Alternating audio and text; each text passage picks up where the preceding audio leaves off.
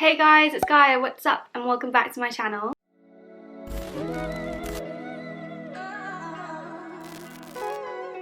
So today I'm going to be filming a Q&A style video all about my degree. Since after planning the direction of my channel, I've quickly realised that I've done hundreds of videos on university life and actually mentioning that I study psychology with criminology. I study psychology with criminology. If you're new to my channel, I'm about to start third year at Nottingham Trent University and I study psychology with criminology without actually talking about what my degree actually includes. So today, like I said, I'm going to be answering all of your lovely questions about all aspects of my degree, and I'm going to try and jam this video with so much information and advice. Like I said, I asked all you lovely people on Instagram to send in some questions. Thank you so much for the ones that did. If you aren't already following my Instagram, my handle is @GaiaCallTheX. I constantly post about university updates and YouTube updates, and it's a great way to follow like my life during the days I'm not uploading YouTube videos. And if you do enjoy this video and find it helpful, then be sure to leave a like, drop a comment and click that subscribe button. It honestly helps me so much and is truly appreciated. But yeah, other than that, let's get straight into this Q&A. So first question is, what was it about NTU psychology course that interested you? So when it came to actually looking for a uni course, I looked at about 20 different psych courses, and some of them included criminology, some of them included mental health, some of them, you know, included like forensic psychology. At that point, I didn't actually know what I really wanted to do. I didn't know whether I wanted to study psychology or criminology. Initially, I really wanted to study psychology. That was the main objective here. But after going to NTU's talk on criminology, it kind of swayed me in that direction. But the problem with studying criminology on its own, a lot of people who want to study that course just want to go into things like policing or like things with like juvenile detention centres and all that kind of social work, and that isn't really me. I still kind of wanted to cling on to that dream of being a psychologist. So when I realised that they were actually doing a combined honours course, you know, Psycho Crim, I was like, yes, I have to do this, definitely. I think with NTU, I just really liked the modules that they offered. Like, I really liked the fact that they kind of honed in on the theories behind why someone would maybe commit a crime. Obviously, as you guys know, if you've seen my other videos, I just have fallen in love with Nottingham as a city. I really felt like it was safe and the accommodation was right, and it just, all the pieces almost like fitted together. I was literally like, I could see myself studying here, I could see myself doing this course. So I think that's why I chose NTU's Psycho Crim course. So next question is, why didn't you choose to just do psychology? So I think I kind of answered that in the last question. And like I said, I originally wanted to do psychology, but I've always been fascinated with like crime and serial killers and the forensic side. So I don't really want to go down the clinical side, and I found that with most psychology courses you only really get to do the things I wanted to do in like third year, and even then I was a bit like, I'm not sure. And that's why I think criminology did fascinate me, because they did do those modules. And I think also if you combine them, I feel like you're not just stuck on one subject. Like, I feel like it's kind of refreshing studying criminology, because sometimes, say if I've been doing a lot of like psychology work, it's nice to then do some more work for like my criminology module, because it's slightly different, if that makes sense. Next question is, how difficult is your course? So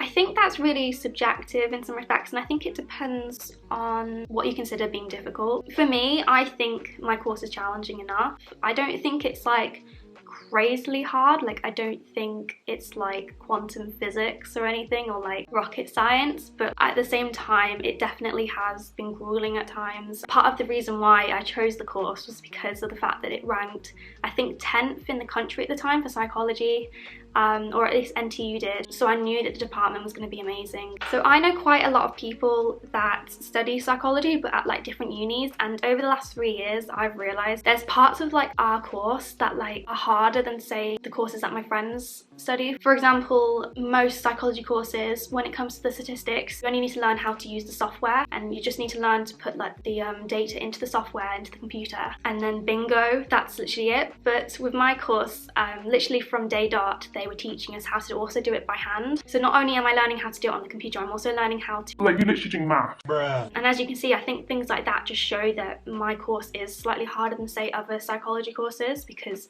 they're expecting you to do more. The next question is, what modules are you doing? Basically, the way that the course is set out is kind of weird, because I have a lot of people actually ask me whether I actually have like a fair split between psychology and criminology. The answer is like yes, but also no. Like, in first year I had more criminology, and then in second year I had more of psychology, and then this year it's like an even split. So in first year I had Understanding Crime and Society, which was about like crime in like society and like crime in Nottingham, and like how like occupation and whether a place is like urban or rural, whether that can like affect like crime rates. I also had introduction to the criminal justice system, which is quite self-explanatory, and then the other crim module I had was explaining criminal behaviour, which is all about like the theories behind criminology and what could cause someone to offend. For psych, in year 1 I had stats on its own, and then I had research methods.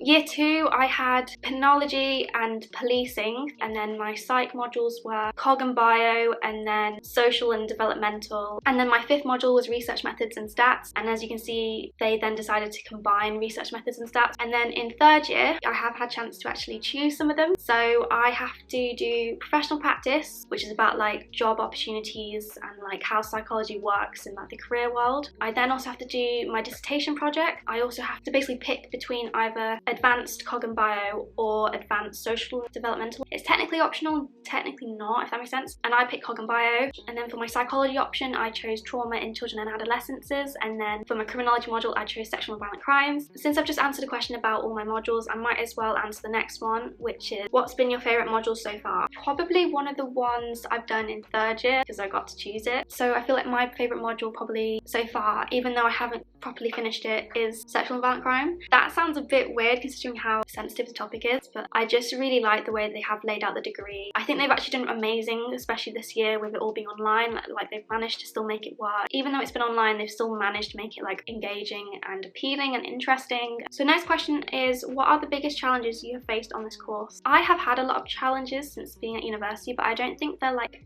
academically. Like I don't think I've really struggled with material. I think what I've struggled with was like the personal life of university. As you guys will know if you've been following me for a while, I had a really tough first year. 2nd year I lost half of it to a pandemic, and then this year I have been accessing all of my education online with no support from the uni really. We've just been told there's probably not going to be a no detriment policy, which means my university is not supporting all of us students the way we should be, and I'm still having to pay 9 grand for a course that is literally just PowerPoint slides. But yeah, I'm not even going to get into all of that. But so yeah, I think when it comes to challenges, I haven't really struggled. Like yeah, the workload has been quite intense sometimes, and I have had my fair share of breakdowns, as some of you guys might have seen last year before COVID hit. Like the course is difficult, but I don't think it's like so difficult that you just can't grasp it at all. But in terms of like real challenges, I think my challenges that I've personally faced have been the ones while I've been at university, like living with horrible flatmates or having to go through an abusive breakup while being at university, and how that's affected then my university like degree and how I do my work. Next question is, which subject do you prefer, psychology or criminology?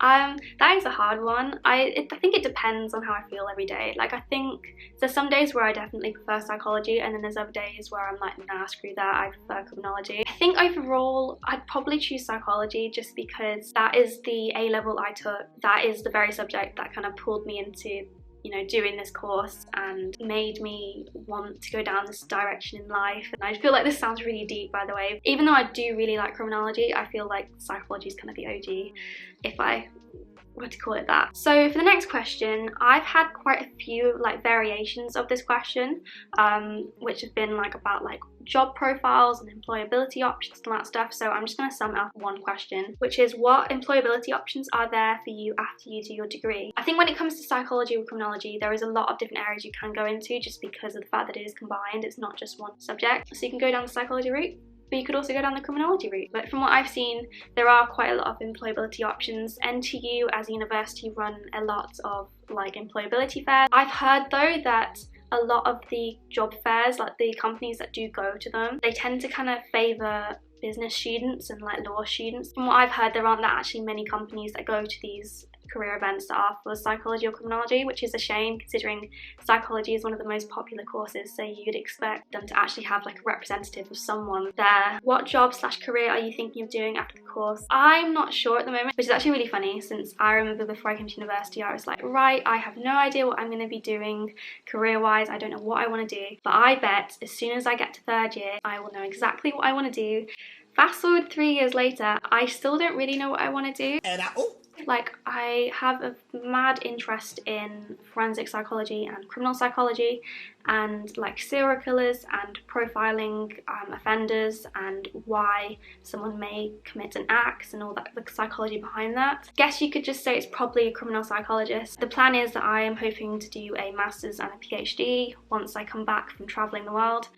So hopefully once I receive my doctorate, I will probably have a bit more of an idea of what I want to do. I feel like it'd actually be quite interesting watching back this video in a few years' time and being like, oh, this is what I wanted to do, and seeing whether actually like it changes, if you know what I mean. I think you're actually gonna have to stay tuned and stick around here for a few years to see what I actually end up doing. So next question is, on average, how many hours do you spend on assignments? Do we get a decent amount of free time? Typically, throughout the 3 years, I have about 25% of my week doing contact hours and like having kind of face-to-face, or I guess now online, like lectures, and then 75% of the time is dedicated to independent study. So that kind of sounds as though you have loads and loads of free time, but technically you don't. Someone once told me, I don't remember when, they said that even though you have 75% independent study time, which sounds like you have all the time in the world, you need to pretend that you are actually doing like a full-time job, because you're not a part-time student, you're a full-time student. So you need to make sure that your independent study reflects that of like a 9-to-5 job, which does not sound nice, but I guess it is true. In reality, even though on paper it looks like you have all the time in the world, you need to factor in that you're going to need time to do assessments and writing up lecture notes and revising and all that jazz. Having said that though, I don't want you all to worry if you are thinking of studying psychology or criminology, or if you're just starting the course. You do have free time. I think it also depends on like other factors, such as like how many societies you're part of, and whether you go out a lot, whether you see a lot of friends and all that stuff. It feels actually quite sad talking about all this stuff, because I've just realised that literally most of those things you can't do now in like a post-COVID world. Like, I can't go and see my friends, I definitely can't go to a nightclub. So for example, for me, I feel like I have quite a lot of free time in some respects, because I'm not really part of many societies.